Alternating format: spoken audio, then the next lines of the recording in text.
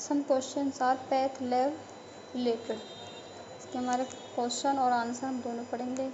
आज हम कुछ मतलब कि लैब रिलेटेड जो सिर्फ लैब से रिलेटेड करते हैं। फर्स्ट क्वेश्चन है आपका, what is the primary function of a pathology laboratory. कि लेबोरेटरी में सबसे पहले क्या होना चाहिए। Path lab primary function to analyse biological sample. Like जो हमारी लैब होती है उसमें हमारे कुछ टेस्ट होने चाहिए, लाइक ब्लड के टेस्ट, यूरिन के, टिश्यू के, टू डायग्नोस, मॉनिटर और screen for disease and health condition, जिससे हमारी डिसीज़ का पता चलता है और हेल्थ कंडीशन का पता चलता है।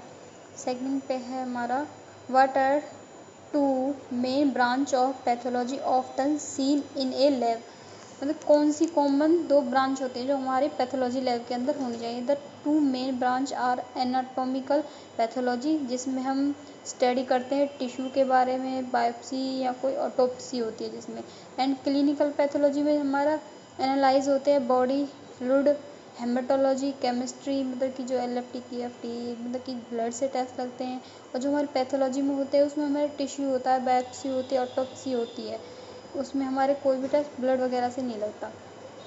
नेक्स्ट है, what does the term CBC stand for and what common disease can it help detect. जो हमारा CBC है वो क्यों किया जाता है और ये क्या कौन सी डिसीज़ डिटेक्ट करता है। CBC stand for complete blood count. CBC की फुल फॉर्म होती है कंप्लीट ब्लड काउंट। इसमें हमारा कंप्लीट ब्लड काउंट आता है। इसमें it's a common test that help detect condition like anaemia, infection and certain blood disorder. तो CBC एक मोस्टली छोटा सा कॉमन सा टेस्ट है जिसमें हमारा कोई इन्फेक्शन वगैरह हो या फिर ब्लड में कोई डिसीज़ हो, डिसऑर्डर हो, उसके बारे में इसमें पता चलता है। नेक्स्ट है, what is a biopsy. A biopsy is a medical procedure. जो बायोप्सी है एक medical procedure that involve taking a small sample of tissue from the body. हम बॉडी से मतलब कि बॉडी में कई बार क्या होता है, हमारी बॉडी पे गांठ निकल आती है कहीं पे, कई बार किसी के हाथ पे, किसी के चेस्ट पे, किसी के गले पे, तो उससे हमारा सैंपल लिया जाता है। या तो हम उसे कट करके निकाल सकते हैं या फिर अगर उस गांठ के अंदर फ्लूइड वगैरह हो तो उसे इंजेक्शन से भी निकालते हैं। कई बार क्या होता है उसे हम एग्जामाइन करते हैं अंडर माइक्रोस्कोप। माइक्रोस्कोप के अंदर उसे स्लाइड बनाई जाती है और माइक्रोस्कोप के अंदर उसे देखा जाता है। उसमें हम यूजुअली डिटरमाइन करते हैं कोई कैंसर वगैरह तो नहीं है, कोई TB वगैरह तो नहीं है या फिर कोई अदर डिसीज़, उसके बारे में उसे पता चलता है। Next, why is fasting often required before a blood test. Fasting हमारी क्यों कराई जाती है। कुछ टेस्ट ऐसे होते हैं जो हम खाली पेट ही दे सकते, खाने के बाद नहीं दे सकते, जैसे कि हमारा ब्लड ग्लूकोज हुआ, लिपिड प्रोफाइल हुआ।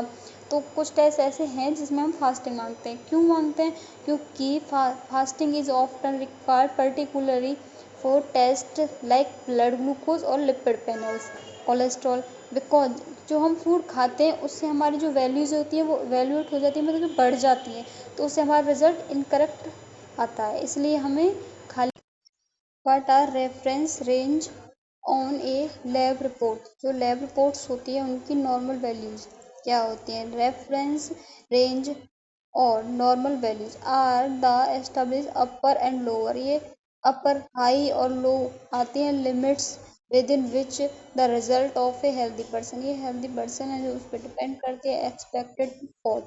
दे help doctor interpret whether a patient result. ये जो नॉर्मल वैल्यूज होती है डॉक्टर को हेल्प करती हैं पेशेंट की कंडीशन जानने में, कंसिडर नॉर्मल और एबनॉर्मल, कि पेशेंट हमारा नॉर्मल है या एबनॉर्मल है।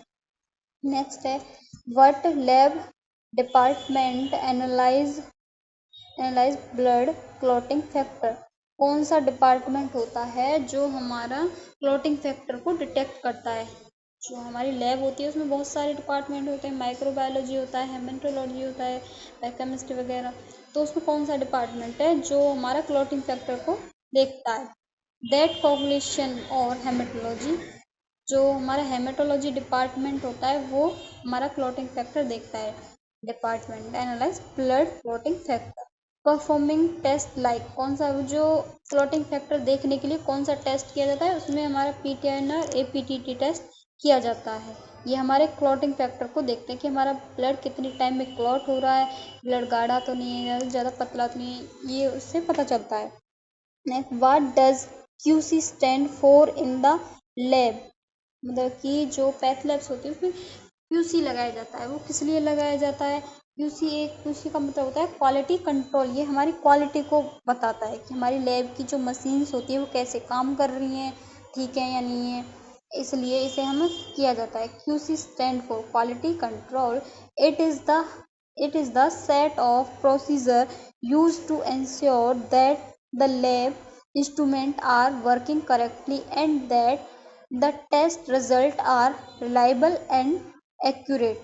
इससे ये रहता है कि अगर हमें क्वालिटी कंट्रोल ठीक से काम करे तो हमारी जो रिपोर्ट्स है वो ठीक जा रही हैं।